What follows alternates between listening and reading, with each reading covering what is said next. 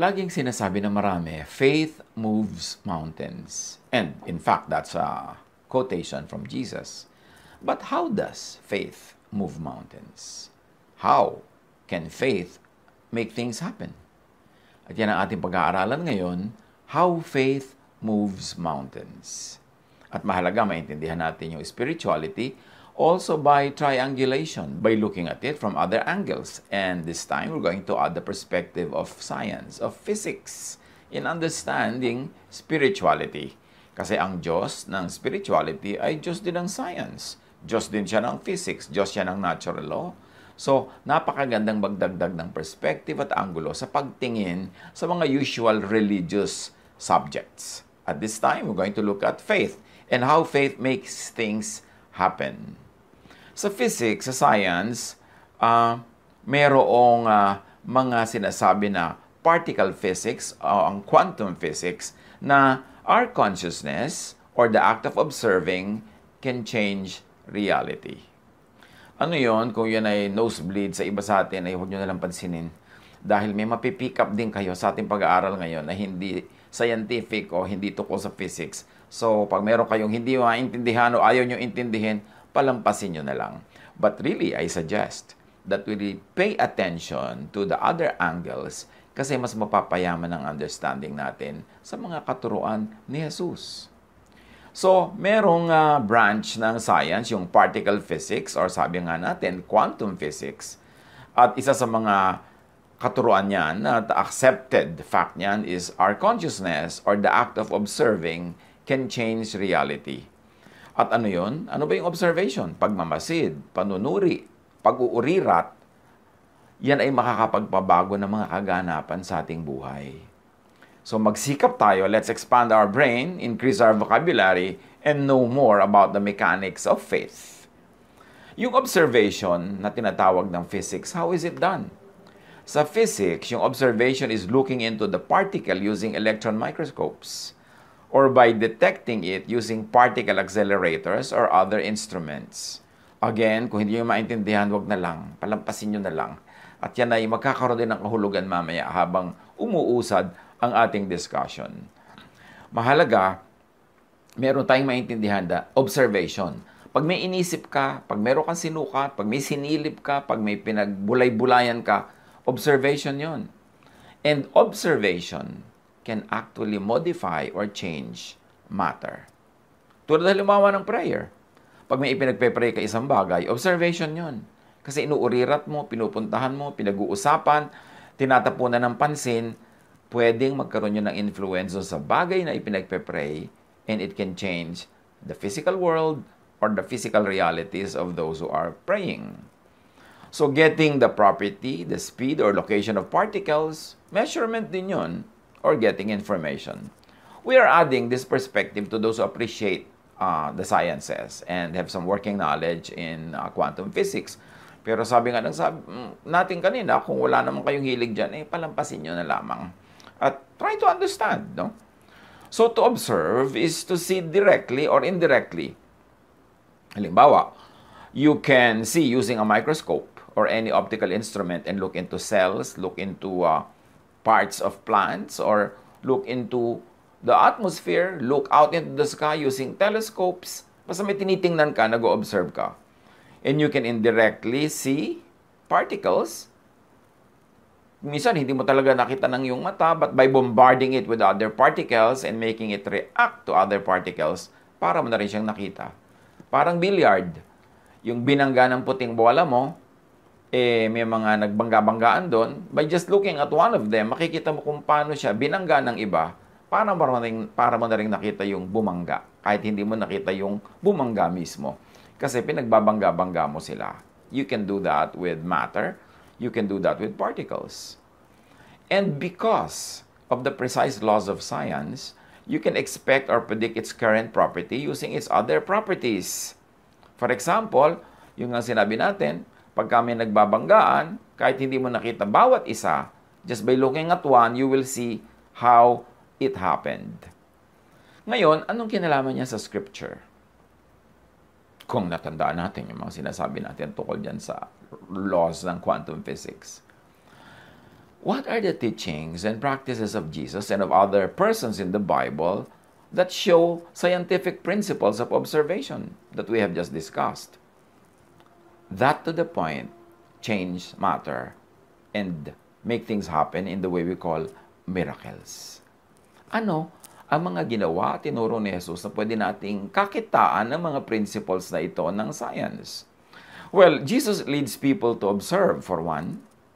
Jesus leads people to be conscious of the matter or phenomenon. Halimbawa, illness. O bigyan natin ng pansin ang yung pagiging lumpo. Observation na yun. O tingnan natin kung gaano kakalabo ang mata. Observation na yun. So, ginagawa ni Jesus yun. Then, Jesus gets people to expect first. This is important. This is an important aspect of the Jesus miracles. He makes people expect results.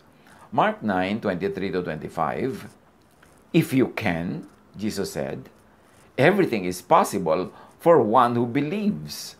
So by saying that, Jesus is making you expect something pag naniniwala ka. Kailangang maniwala ka, and then you expect a result. John 11:14, so then he told them plainly, Lazarus is dead, and for your sake I am glad I was not there, so that you may believe. But let us go to him. So yung kanyang mga kasama, binigyan na niya ng expectation na may mangyayari na himala tungkol sa kamatayan ni Lazarus. John 11:40, then Jesus said, did I not tell you that if you believe, you will see the glory of God? So laging in-emphasize ni Jesus, maniwala ka and then expect something to happen. You want to move mountains? You want to see mountains move? Halimbawa sa buhay mo, what mountain do you want to move now? Anong gusto mong baguhin sa iyong situation? Ano ang lagi mong pinagdarasal? Pag-aralan ang mga himala ni Jesus. You want to move mountains? And to see your mountains move? Believe. Then, expect. Meron kasi nagsasabi, we believe, pero hindi naman nag-expect. Dasal lang ng dasal, pero hindi pa rin naman naniniwala sa ipinagdarasal nila. Walang mangyayari pag ganun. You have to believe and expect. Ngayon yung mga ibang tao sa Bible, anong mga naging himala, pagbabago ng matter, ng paligid, through observation. Sa Acts 3:4-7, si Peter merong ganyang ginawa.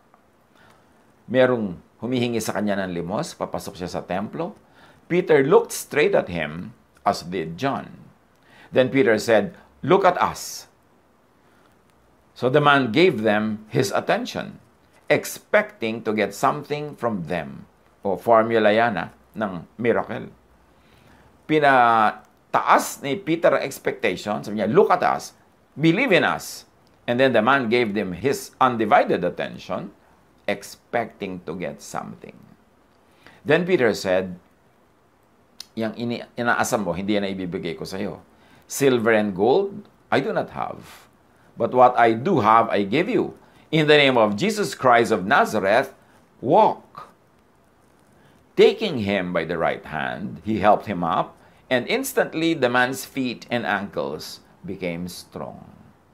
So una, naniwala yung tao na ito kila Pedro, tapos nag-expect siya, at pagkatapos nag-cooperate siya, nung siya ay pinapatayo, tumayo naman siya, hindi siya kumontra, at gumaling.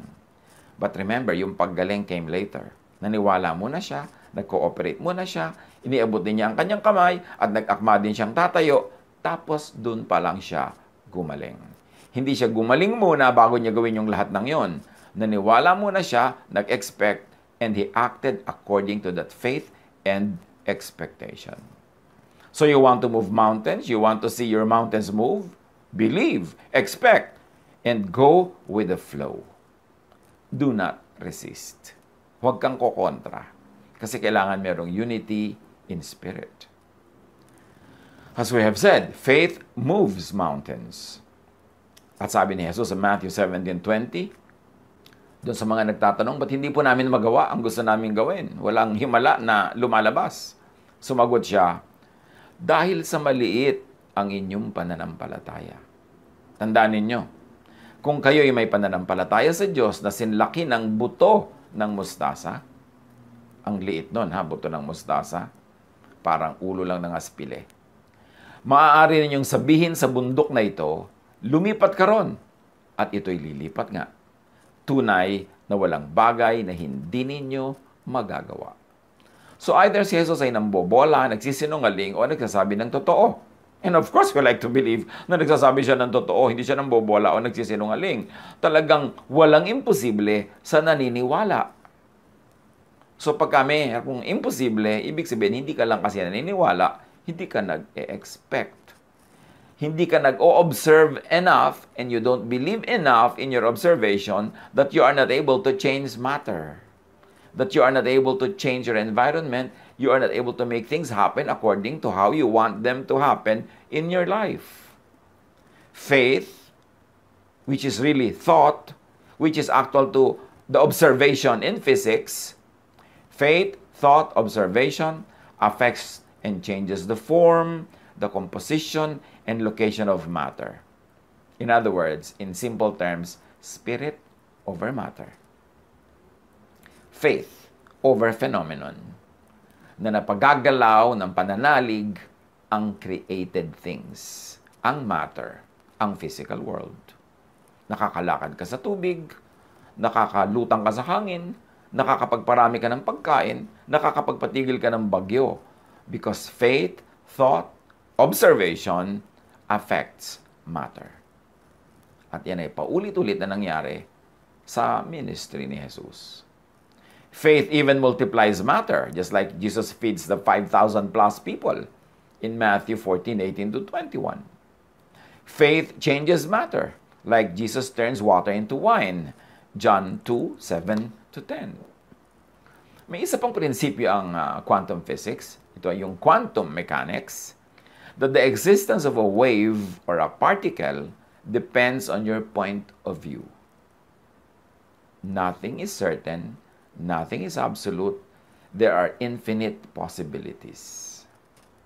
Yung kinreate ng Diyos na mundo, nilagyan niya ng tao na kinreate niya in His own image at binigyan niya ng mandate to manage creation. And what we have forgotten to appreciate, if ever people really knew how to appreciate it, was that we were created in God's image.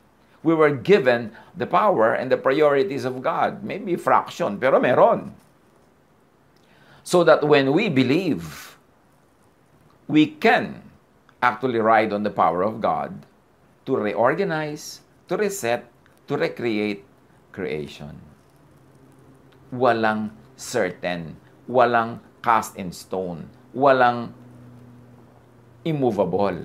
Everything is possible to those who believe. At yan ang sinasabi ng quantum mechanics.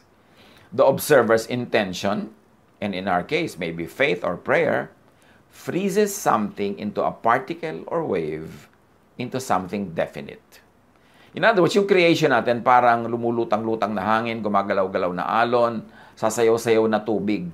Pwede siyang mag-take ng any shape, any form, pero pag nag-observe ka na, and in our case, pinag-pray mo na, pumasok ka na sa kanyang mundo, tiningnan mo na siya, pinag-usapan mo siya, nanalangin ka, inutusan mo siya in the name of the Lord, yung wave na yon, pwede mo nang gawing ice cube. Yung hangin, pwede mo nang gawin siyang liquid o pwede mo gawing solid.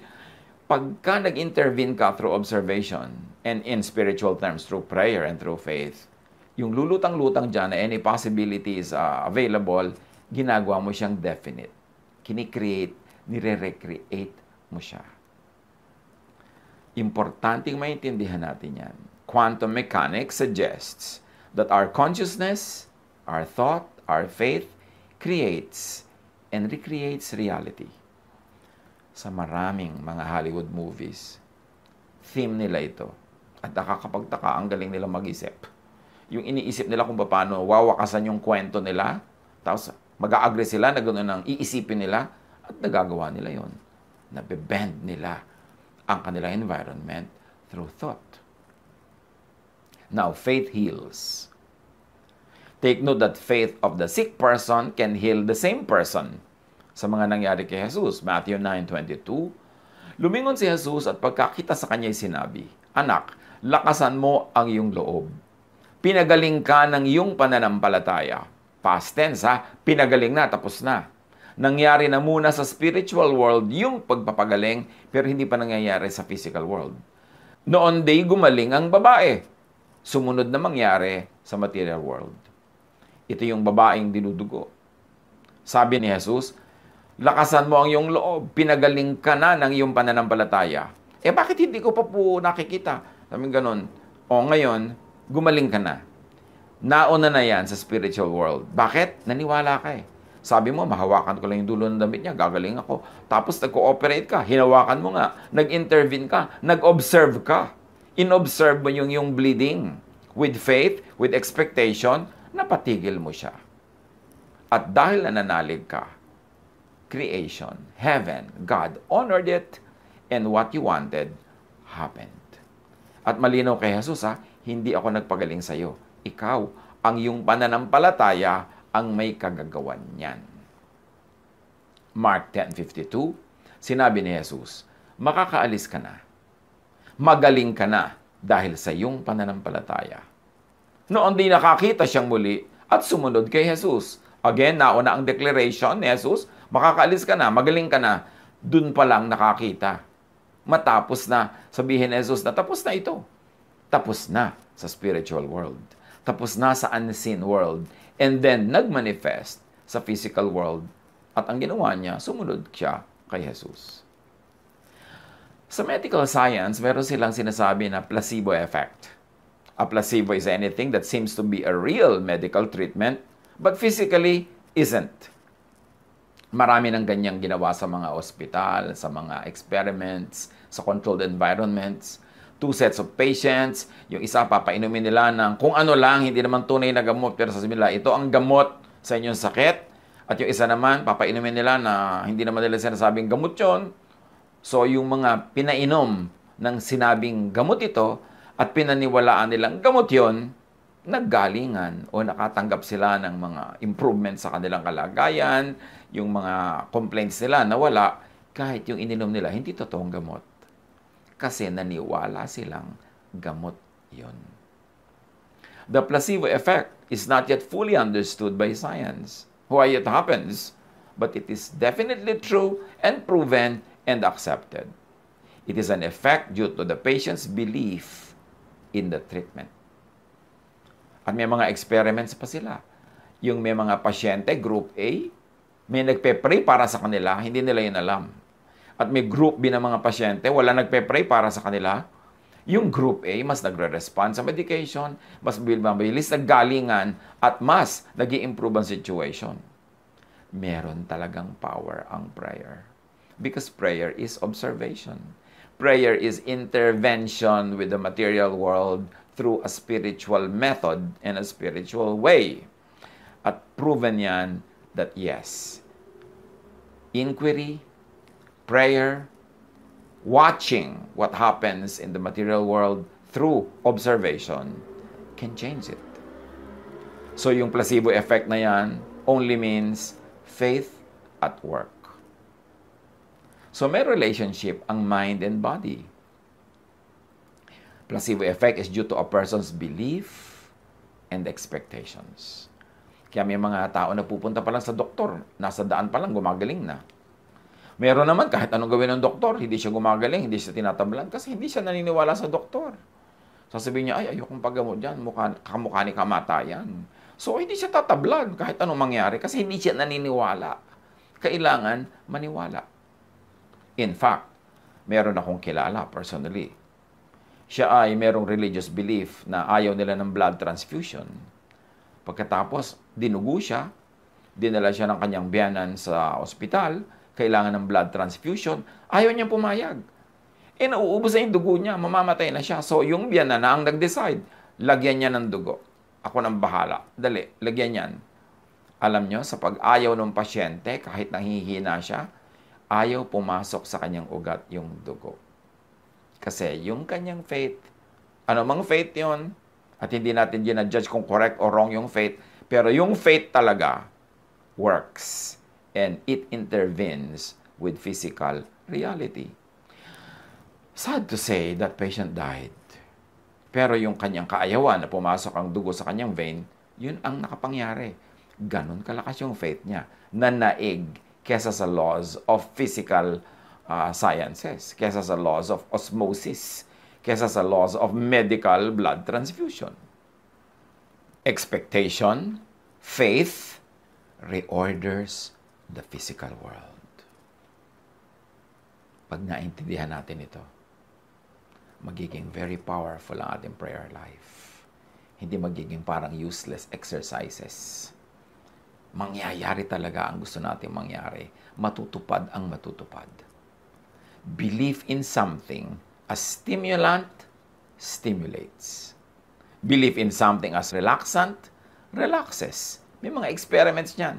Sa medicine, sa therapy. Pag sinabi mong, ito pong ipapaamoy ko sa inyo, nakakaantok. Inaantok na pag naniwala siya. Ito pong papaamoy ko sa inyo, pampasigla. Pero kahit yung pala, pareho lang na tubig lang yon. Pero pag naniwala siyang pampasigla yon, sisigla nga. Yan ang placebo effect. Hindi ibig sabihin useless, ha? Hindi ibig sabihin fake. Ibig sabihin lang, yung paniniwala achieves something. And the stronger the expectation, the stronger the feeling, the stronger the results. Kaya kung minsan yung nakakapanood tayo na kung minsan televised pa yung mga healing session na paniwalang-paniwala yung mga tao, pipila sila na mahihil. Nahihil nga. Kaya lang, sabi ng iba, bukas bumabalik din. Eh siguro nawala uli yung pananampalataya nila. Siguro nang hina o whatever it is. Pero meron talaga nangyayari pag naniniwala ang tao. Faith heals. And note that faith of the sick person heals. But also the sick person's father or mother or master or keeper can intervene. The faith of other interested persons can also intervene. In other words, this is the intercession of a stakeholder. Na ang nag-observe, hindi yung pasyente, kundi somebody na merong kinalaman sa pasyente. In quantum physics, there is a law called entanglement. Ibig sabihin, this is a property of quantum physics where and by which a particle or anything is affected by affecting just its pair. Pagka mayroong dalawang particles na closely associated, matagal na nagkasama, nagkikutan, nagkiskisan, marami silang mga pinagsamahan na particles, minsan nagigis silang pair. And they are already pair forever. Kahit magkalayo pa uli sila, napunta yung isa sa kabilang mundo at yung isa nandito sa kabilang dulo, what happens to one also affects the other. Yun ang tinatawag na pair. Parang pinagbuklod ng posisyon, ng kilos. At sa mga tao may mga pair. Halimbawa, mag-asawa, sobrang emotional involvement nila, pair sila. Kaya kung minsan, nagsasuffer yung isa sa malayong bansa, nararamdaman nitong asawa na nandito sa Pilipinas. Sa mga kambal, nagiging pair sila as particles, na yung nararamdaman ng isa, nararamdaman din ng kakambal niya, kahit hindi sila magkalapit. Nangyayari yan kahit na sa mga magulang at anak. Yung mga anak na nasa gyera, tapos humahanap ng napakalaking panganib, biglang nararamdaman ng nanay niya. Kasi pair sila. May entanglement. Yung pair na yan is happening to matter, it's happening to particles, but pwede rin person with person. Or person with something. Kung napaka-attach ka sa isang bagay, pwedeng maging pair kayo, magkaroon kayo ng entanglement. At sa mga miracles ni Jesus, may mga ganyang makikita tayo. Halimbawa in Luke 7:7-10, the master asked Jesus to heal his servant. At nung pupunta na si Jesus sa bahay ng master na ito, sabi ng master, huwag na po, huwag na kayong pumunta, maabala pa kayo. Nananalig ako na kahit dito, mapapagaling niyo ang aking servant. And the man who had been sent returned to the house and found the servant well. So, dahil this master was affected by Jesus, the master also affects the servant long distance. In other words, this master and his servant had become pairs in a way that now, nagkaroon sila ng entanglement na noong tumanggap ng pagpapala ni Jesus itong master na ito, na ipatanggap din niya at nailipat sa kanyang servant na malayo. In Matthew 25:22-28, a Canaanite woman had a sick daughter, dying. And she came to Jesus. At sabi niya, pagalingin niyo po ang anak ko. And to make a long story short, kahit wala doon yung anak niya, verse 28, then Jesus said to her, woman, you have great faith. Your request is granted.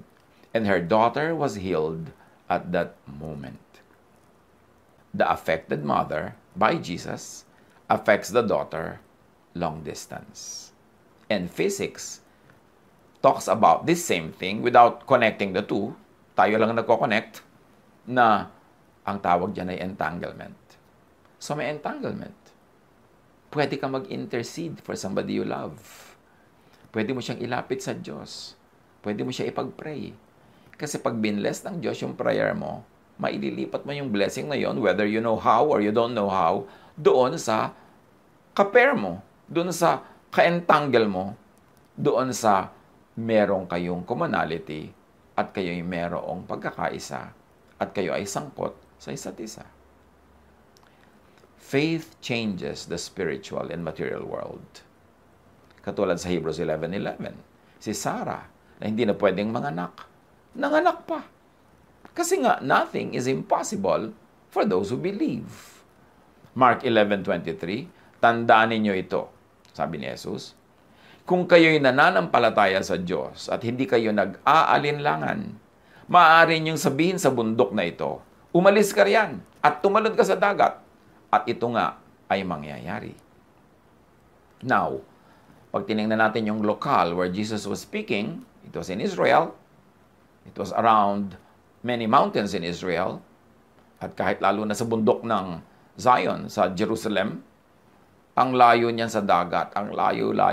So dinagdagan pa ni Jesus ng drama yung sinasabi niya. Hindi ka lang susundin ang bundok na tatalon siya dyan lang sa bangin, kahit doon sa malayong dagat. But take note of the quantum physics uncertainty principle. This is another principle of quantum physics, uncertainty. The act of measurement or observation, and in our case, prayer, disrupts the object. Measurement intervenes with and changes the object.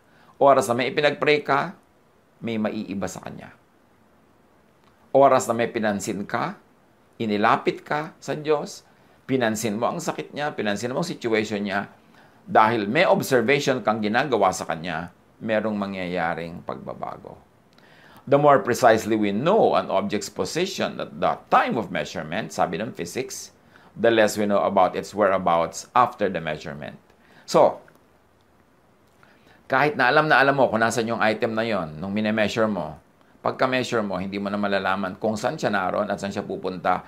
Kasi yung act mo ng pag-measure, act mo ng pag-observe, act mo ng pakikialam sa kanya, changed that object, changed that matter, changed that particle. So, naalaman mo lang noong ino-observe mo siya. But matapos yun, pupunta siya sa ibang lugar at hindi mo malalaman kung nasan yun. This uncertainty is inherent in the laws of quantum physics. Otherwise, kung hindi ganun yun, you would have a deterministic world which precludes free will. Now, pumapasok yung free will. You see the interplay of physics, quantum physics, and spirituality as we know it from the Bible, na may free will. Kasi kapag pinag-pray mo ang isang tao, nag-intervene ka sa kanya, pagka meron kayong interaction, merong uncertainty principle that will take effect. Na magkakaroon siya ng pagbabago that is beyond your control and probably will be beyond your knowledge. So, hindi mo pwedeng ma-determine matapos mong makialam sa kanya, matapos kang ma-involve sa kanya, hindi mo pwedeng ma-determine kung anong gagawin niya sa susunod na araw, saan siya nandun sa susunod na taon. At ganun-ganun yung pag-aasawa. Dahil inobserve mo siya sa pamamagitan ng iyong pansin na pagpapakasal sa kanya. Dahil ipinagpe-pray mo siya. Dahil sumasangkot ka sa kanya, merong nababago sa kanya that is beyond your control. So, hindi mo talaga siya makokontrol. So, yung pag-aasawa na yan, yung pagkakaroon ng anak, ganyan din. Yung gusto mo siya makontrol, gusto mong alam mo at ikaw ang nagde-determine kung saan siya pupunta, hindi yun pwede mangyari. Kaya alam natin na merong free will. The law of physics, the law of uncertainty principle in physics tells us, and it agrees with, the theological teaching of free will. Kaya yung merong predestiny at merong free will, mas kakatigan ng physics and the sciences yung free will. Kasi merong physical laws known to the science of physics that says the same thing. Even with infinitely accurate instruments, sabi ng physics, we cannot predict the future actions of subatomic principles. And therefore, we cannot predict the future of macroscopic particles, like people, either. Ito ang sagot sa questions on predestiny. Kung huhugot ka ng sagot sa quantum physics. But remember, the laws of nature were made by God, so the laws of physics were made by God. You can rely on the laws of physics. Tapos, meron pang unknown, meron pang wild card, sa physics din, yung tinatawag naman sa Bible na time and chance. Dahil hindi mo alam, hindi mo pwedeng kontrolin ang pupuntahan ng lahat ng matter, lalo't nakialam ka na sa kanya, nag-observe ka na, merong chances, may possibilities na may mangyaring wala sa expectation mo.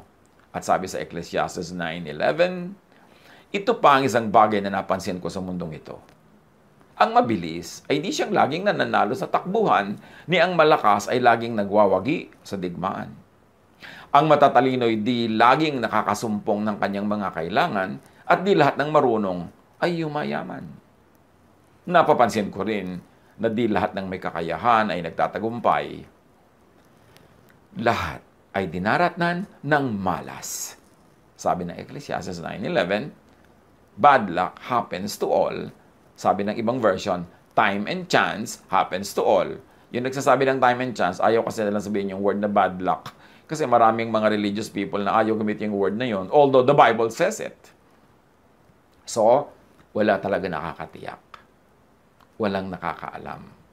Sasabihin ng iba, nung pinakasalan ko po siya, ganitong ugali niya, ba't kaya na iba? Kasi nga meron namang mga basic laws ang quantum physics na pwedeng mangyari sa ating buhay. May mga pagbabago tulad ng uncertainty principle. It cannot be within your control. So count on the occasional occurrence of bad luck, as we have mentioned above.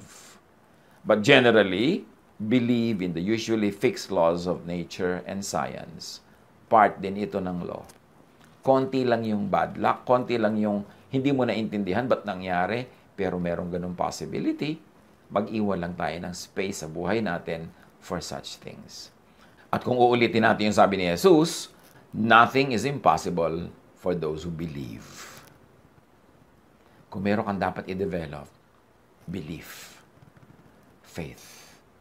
More than scholarship, more than understanding biblical languages, more than understanding the background of the verses, more than the science of hermeneutics, more than all of these scholarships, ang dapat ine-develop talaga ng anak ng Diyos is belief.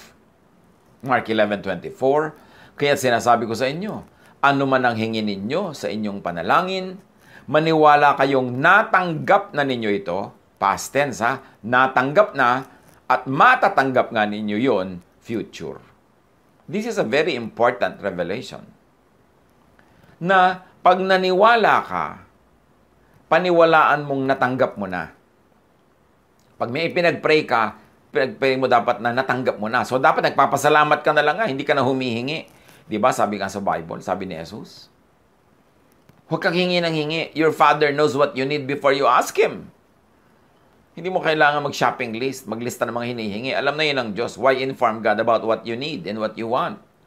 Pero sa prayer mo, dapat ang nangyayari is, naniniwala ka na natanggap mo na yung pinagpe-pray mo. At pag naniwala ka na, matatanggap mo na yon. Pero ang nauuna, naniniwala kang natanggap. Paano naniniwalang natanggap ang pinag-pray? Halimbawa, nagpe-pray ka na magkaroon ka ng pera. Paano ka maniniwalang natanggap mo na? Di kahit hindi pa dumadating yung pera na yon, generous ka na sa iba. Mapagbigay ka na sa iba. Hindi ka na nagwo-worry about your next expenses kasi pinaniwalaan mo nang tinanggap mo na. At pag napaniwalaan mo na yon, dun pa lang darating yung tunay na pera sa buhay mo. Pero pag hindi ka muna naunang naniwala at hindi ka nag-behave as if naniniwala ka nga at hindi ka kumilos bilang isang naniniwala, hindi ka darating sa point na darating yung hinihingi mo. Halimbawa, yung babaeng widow na pinuntahan ng prophet, walang pagkain, merong taggutom, ang natira na lang sa kanya, konting langis, konting harina. Sabi ng prophet, unahin mo ako, pakanin mo ako, at hindi ka mauubusan yung harina mo. Alam niyo kung ba't hindi naubusan yung babae? Kasi naniwala siya sa prophet. At paano natin nalamang naniwala siya? Yung huli niyang harina, yung huli niyang langis, niluto niya, ginawa niyang tinapay at ibinigay sa prophet. Yun ang naniniwala. Pero yung nagsasabing, ay, paano yan? Mauubusan kami at sa lagay, bibigay ko sa kanya, dinawalan na kami. Wag na, amin na lang to ng anak ko. Tapos sinolo nila, bukas wala na, namatay na sila sa gutom. Kasi hindi talaga sila naniwala. Okay, naniniwala kang pagagaling ka ng Diyos? Nasaan ang kilos mo na pinagaling ka na? Nasaan yung kilos mo na ibinigay na sa yung kailangan mo? Ipinagpe-pray mo sa Diyos na magkaroon ka ng asawa? Nasaan yung kilos mo na binigyan ka na? Inireserba mo na ba ang sarili mo? O ipinamimigay mo kahit kaninong unang dumaan? Yung kilos mo dapat, yung ginagawa mo sa buhay, is already an expression sa paniniwala mong natanggap mo na nga. So, ipinagpe-pray mo na magkakaroon ka ng trabaho. Anong kilos mo na may trabaho ka na nga ibinigay sa iyo ang Diyos? Nagpe-prepare ka na? Nagpe-prepare ka ng pumasok? Naghahanda ka na sa mga skills mo? Hinahanda mo na yung mga kailangan mo para sa trabaho na yon? Pag ginawa mo na yon at naniniwala ka na ngang tinanggap mo na, dun pa lang darating. Kaya maraming prayer, sayang. Kasi hindi ka naman naniniwala na yung pinag-pray mo, ibibigay. Gusto mo, ibigay muna bago ka maniwala. Gusto mo, dumating muna yung sagot bago ka talaga maniwala. Hindi mangyayari yun.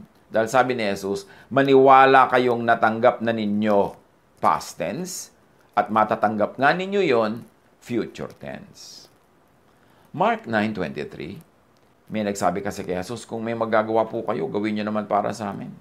Kung may magagawa ako, tanong ni Jesus, mangyayari ang lahat sa sino mang may pananampalataya. Parang sinasabi ni Jesus, hindi ako, kundi ikaw at ang faith mo ang gagawa niyan. Matthew 21:22, anumang hingin ninyo sa panalangin ay tatanggapin ninyo kung naniniwala kayo. Lagi ang tanong ng mga tao, how to pray? May mga seminar pa, how to pray? Meron pa mga training, mga manual, how to pray. Hindi methods ang how to pray. Isa lang yun. How to pray? Believe. And the training that you really want and need is not on method. It is on belief. Huwag kang mag-train ng how to pray, how to project your voice, how to do this, how to do that, anong gagawing language, anong posture. No. Trainin mo ang espiritu mong manalig. Kasi pag nananalig ka, hindi mo na kailangang mag-pray with words. Kasi yung tunay na prayer, hindi with words, with imagination, with feeling. Nagpe-pray ka na pagagalingin ka, ang umaandar na sa iyong utak, ang nai-imagine mo na at nararamdaman mo na talaga is galing ka na. Dahil naniwala kang tinanggap mo na. At pag nakarating ka sa ganong stage ng paniniwala, na tinanggap mo nga ang hinihiling mo, dun mo pa lang talaga matatanggap.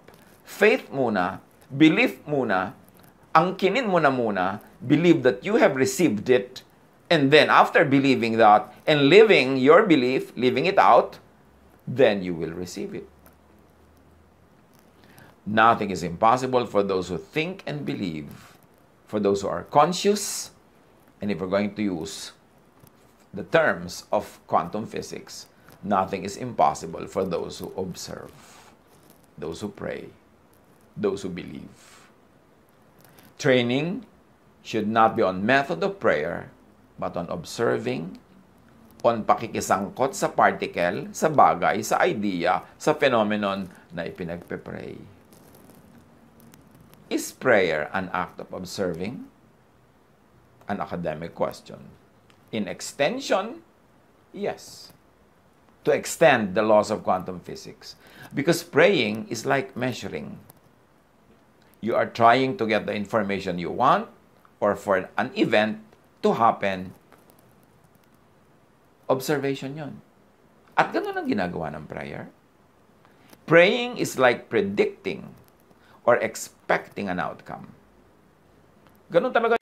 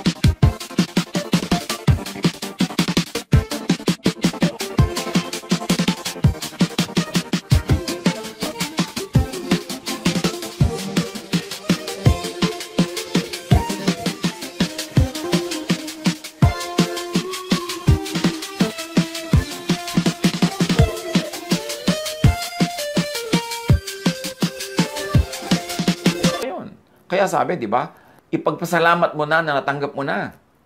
Kasi ang prayer, hindi lang umaasa. No! Naniniwala kang tinanggap mo na. You are predicting and expecting an outcome. And in physics, observing ang tawag doon. In religion, prophesying ang tawag doon, which is believing and claiming. Kaya yung mga naniniwala sa prophecy, they live according to what the prophecy says. So if you believe in your prayer, do you live according to what your prayer says?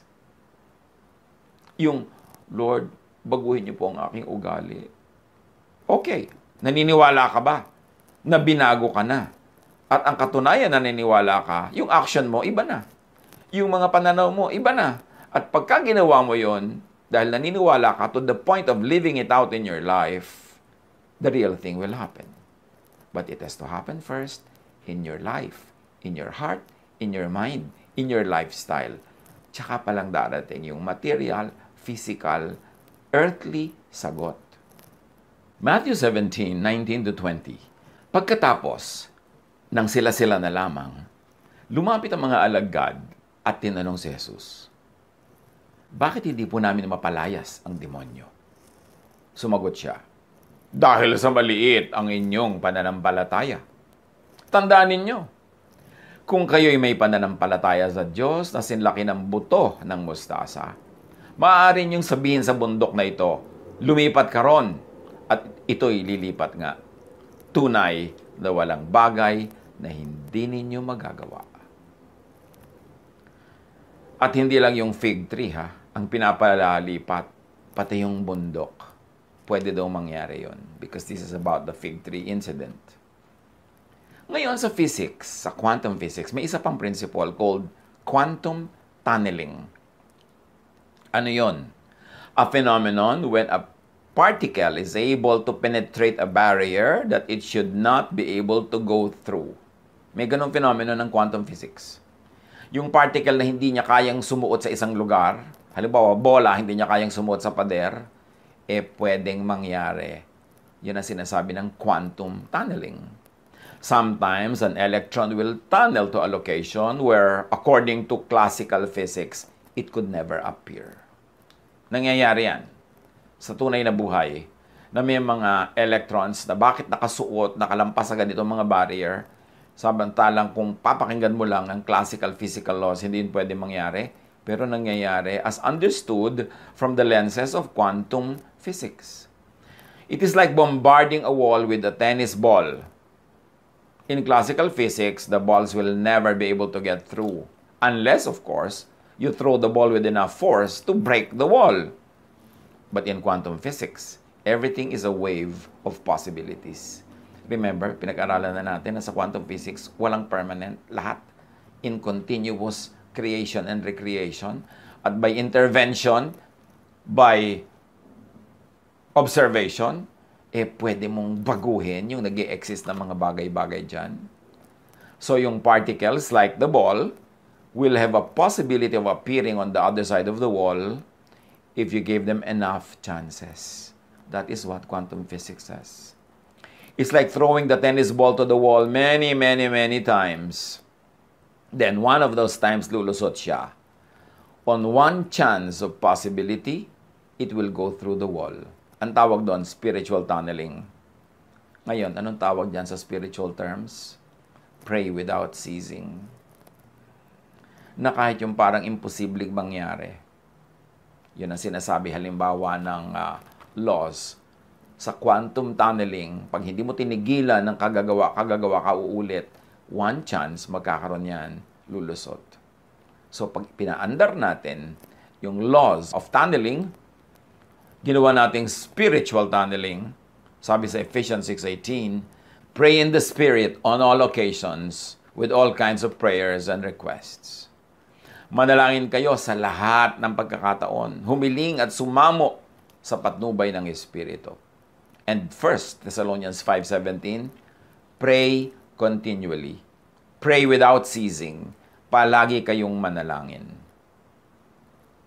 Sa kauulit nyo, kapapanalangin nyo, kahit yung imposible will have one chance that it could happen and it can happen.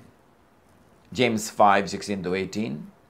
Malaki ang nagagawa ng panalangin ng taong matuwid. Si Elias ay isang tao na tulad din natin. Nang mataimtim siyang nanalangin na huwag umulan, hindi nga umulan sa loob ng 3 taon at 6 na buwan.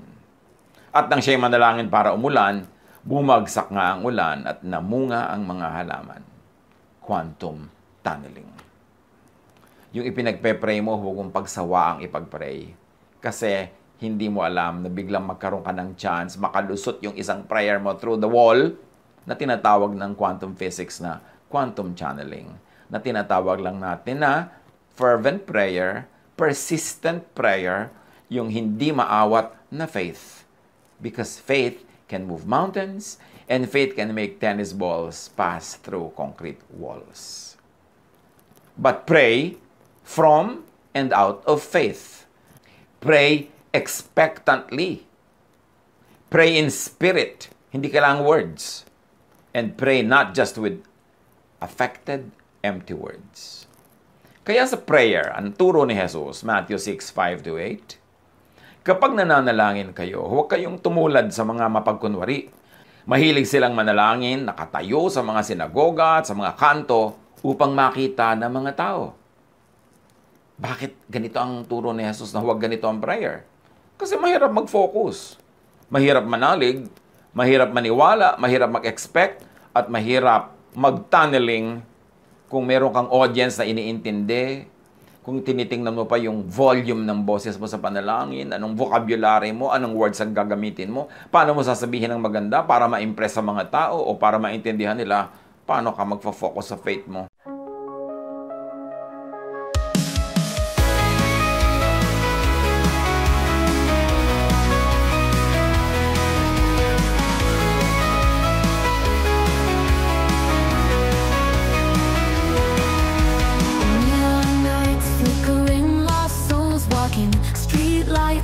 Tune of ghost whispers, city dreams buried under cold steel. Heartbeats echo through empty alleyways. Shadows dance in holographic twilight. Silent screams beneath the cracked surface. Electric scars on concrete veins pulsing.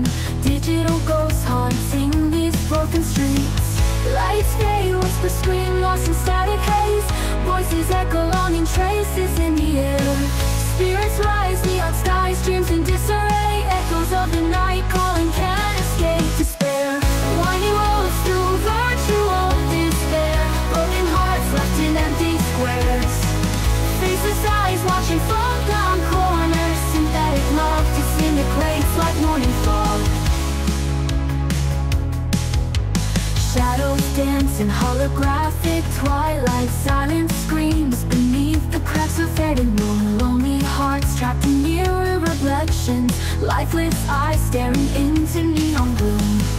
Lights fade, whispers scream lost in static haze. Voices echo longing traces in the air. Spirits rise, neon skies, dreams in disarray. Echoes of the night calling, can't escape despair. Winding roads through virtual despair. Broken hearts left in empty squares. Faceless eyes watching from down corners. Synthetic love disintegrates like morning fall. Flicker in the distance, a warmth breaks the night. A single bloom pushing through cracked concrete, a fight for something real, touch, a connection untold. A melody breaks the silence, a story to unfold. A ragged voice, a lone guitar, a song in the square. Singing of hope of breaking free, a dream to repair. The lonely gather, drawn by the sound. Faces light up, shadows retreat from hallowed ground. Lights flicker, whispers rise above the static fight. Voices join the chorus, the symphony takes flight. Spirits soar, neon sky, dreams ignite the night. Echoes of the night calling, can't stare us in the light.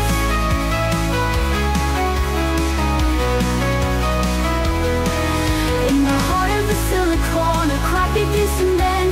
A human spark, a firefly, a love that will transcend the artificial night. A city starts to breathe. Hope rekindle, whispering, you are not alone.